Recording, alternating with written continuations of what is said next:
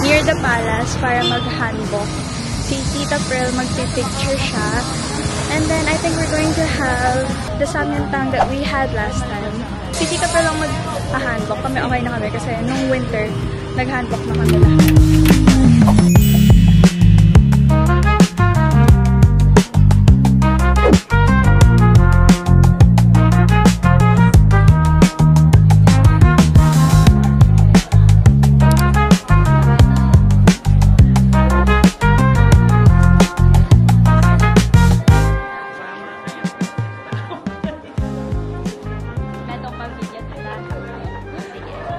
Hi guys! Nasa may palace kami and nagbe-video lang kami and nagpipicture. Hindi na kami nag-handbook kasi last winter nag-handbook na kami. Pero si Tita Pearl, look at our sets up. 25,001 for that. Then kami na yung nag-picture and video since we already know what to do. Isto na yan! Isto na yan, Tita Pearl! Isto na yan! May tripod akong binili. And I also have my camera with me. So that's a good thing. Next location! Really helpful yung may tripod para hindi ka mangalay. This is the perfect spot for pictures.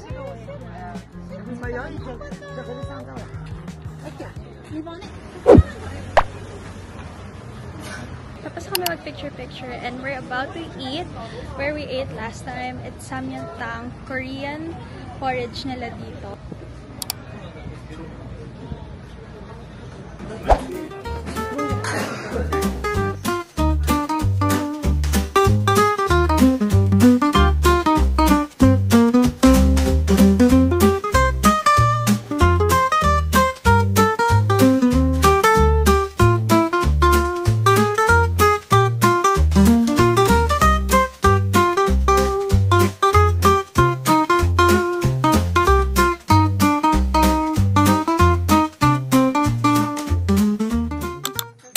Strolling around.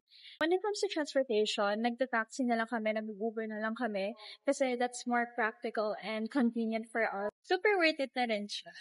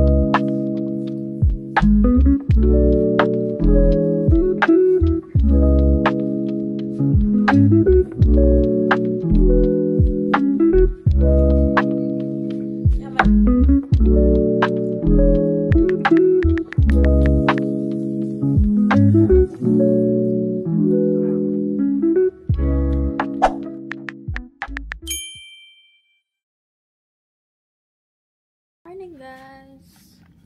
Check. All white. Tulog na si Tita Pearl.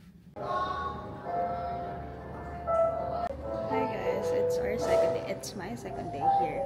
And magpapa-treatment lang tayo for the face. Magpapa-facial lang tayo. Kasama ko si Mommy. Look yung outfit namin. Ang cute kasi same kami ng color. This is my favorite color by the way. Like, lahat ata ng mga gamit ko and damit ko, if possible, ito yung kulay na gusto ko.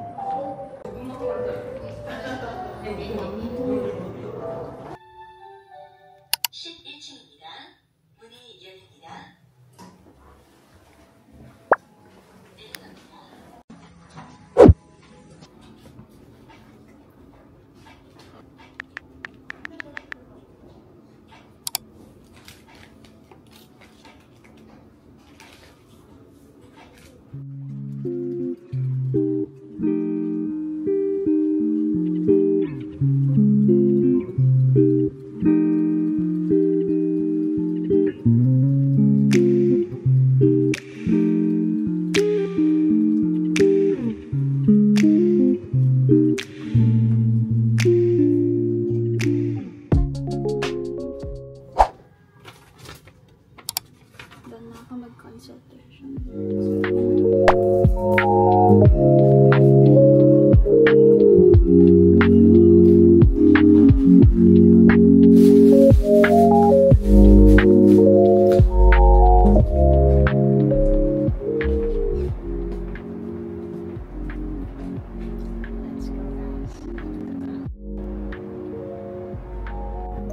Scared because it's supposed to hurt, but I hope it doesn't hurt as much as they said it would be.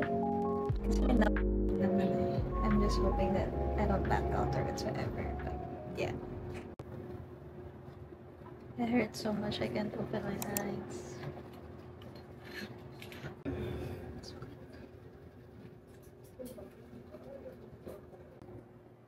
Grabe ang sakit.